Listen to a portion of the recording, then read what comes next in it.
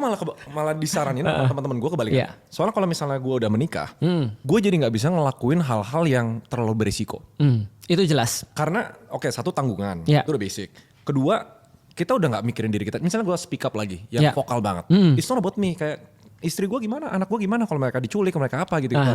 Jadi gue jadi nggak bisa mempertahankan idealisme gue. Oke. Nah orang kasih saran, kalau lu mau gas sekarang sebelum lu punya istri gitu loh. Kebalikannya dong. Kebalikan. Masa? Justru ketika kita punya istri, kita jadi lebih firm. Aku jadi lebih kayak gini, itu semenjak aku punya istri. Oh ya? Ya jelas, karena kan kita cari istri yang satu visi tuh. Karena gini, coba kita lihat ya. Kalau ada orang misalnya contoh, dia ketika sebelum dia beristri itu dia lebih menggebu-gebu. Karena kenapa? Secara biologis pun hormon testosteronnya tinggi-tingginya. Oke. Ketika menikah itu drop. Itu penelitian tuh. Emang iya? Iya. Jadi gini, ada penelitian bagus sebelum aku lanjutin omonganku ya. Jadi gini, ada orang meneliti, ahli neuroscience meneliti bagaimana caranya membuat pernikahan langgeng. Dia nyari segala macam dan dia lewat pendekatan hormonal dia nggak dapat sama sekali. Dia bingung sama sekali. Sampai dia nanya neneknya. Neneknya cuma bilang gini, karena kalian naik ke kasur terlalu dini. Jadi kalian nge-seks terus. Sabar, naik ke kasur terlalu dini. Dia nge-seks sebelum nikah. Ternyata setelah diteliti hormon laki-laki beda dengan hormon perempuan. Hormon pengikat di antara manusia namanya oksitosin. Benar. Oksitosin ini perempuan keluar terus. Laki-laki nggak bisa karena ada namanya oksitosin inhibitor. Yang menghalangi oksitosin namanya testosteron. Jadi ketika testosteronnya masih tinggi, oksitosin itu nggak bisa keluar. Sehingga laki-laki itu nggak bisa terikat dengan satu perempuan. Oke. Artinya ketika mereka sudah naik ke ranjang, perempuannya terikat dengan laki-laki, laki-lakinya tidak.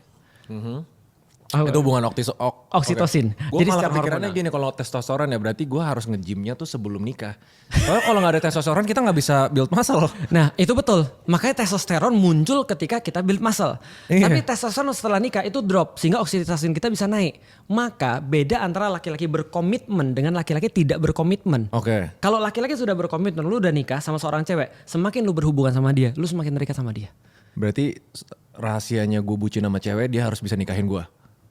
Rahasia benar, bukan dia nikahin lu, tapi lu komitmen sama dia. Oke. Komitmen tuh namanya pernikahan, gitu kan ya. Nah oke. itu, nah kita balik lagi ke masalah tadi ya. Ketika ada seseorang misalnya dia menikah misalnya, sebelum menikah dia harus melakukan semua hal. Itu kalau misalnya dia sudah menikah dia jadi nggak idealis karena dia menemukan istri yang tidak satu visi. Tapi kalau dia sudah satu visi, itu antum unstoppable, literally unstoppable. Satu visi. Kenapa? Karena antum tidak akan punya batas energi. Antum nggak akan pernah capek. Gue loh. gak kebayang sejujurnya ya. Apa mungkin selama ini gak pernah dapat yang sevisi? That's right. Tapi gue gak kebayang soalnya. Tapi terakhir ngobrol sama salah satu partner bisnis gue, dibilang kayak gini. Kayak dia bener-bener termotivasi banget. Ini satu dari mungkin 20 yang ngomong. Satu dia bilang setelah dia menikah. Kenapa? She's the one, man. She's the one. Dia kayak gitu. Tapi dia gak bisa jelasin kenapa she's the one. Betul. Sevisi itu maksudnya apa? Oke, bayangin Gimana, ya. kayak cara pandang yang sama, tujuan yang sama atau gimana? Bayangin, suatu waktu antum kehilangan duit antum semua. Antum gagal dalam bisnis. Antum salah untuk ngambil keputusan, bisnis antum gagal semua. Antum pulang ke rumah dengan berat banget.